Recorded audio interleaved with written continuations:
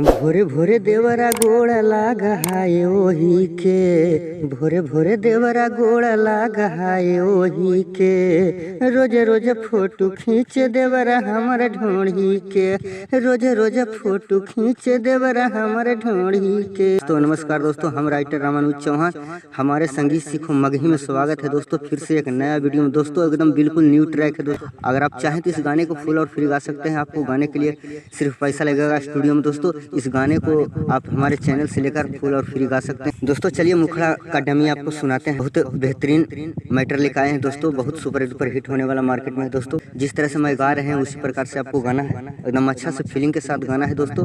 Ladies matter है, देवरा और भाभी का मैटर है।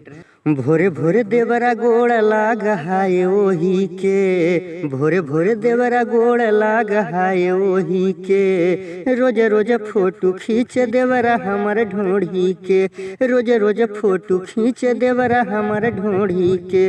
बुझे फुट बाउल देवरा हार दाम ओही के, बुझे फुट बाउल देवरा हार दाम ओही के। रोज रोज फोटो खींच देवरा हमर ढोढ़ी के, रोज रोज फोटो खींच देवरा हमर ढोढ़ी के। दोस्तों ये था मुखड़ा। अगर आपको अच्छा लगा होगा तो वीडियो को लाइक, ज्यादा से ज्यादा वीडियो को शेयर करें दोस्तों। अगर आपको पसंद नहीं है आप शेयर करें, अगला सिंगर को अगर पसंद रहे तो वो गा सकते हैं। ज्यादा से ज्यादा वीडियो को शेयर जरूर करें दोस्तों। दोस्तों आइए, अंतरा में भी अच्छा अच्छा मैटर लिखा हुआ है दोस्तों, बहुत मस्त मैटर है, एकदम अच्छा से गाना है दोस्तों। पहले घर में रियाज कर लें। हर घड़ी तंग करे बार बार ले है तो पियाई केतनो हम ताबो देवरा देखा है, ताबो देवरा देखा है। हर घड़ी तंग करे बार बार ले है तो पियाई केतनो हम ताबो देवरा देखा है। भाभी भाभी कह के बात करे वही के, भाभी भाभी कह के बात करे वही के।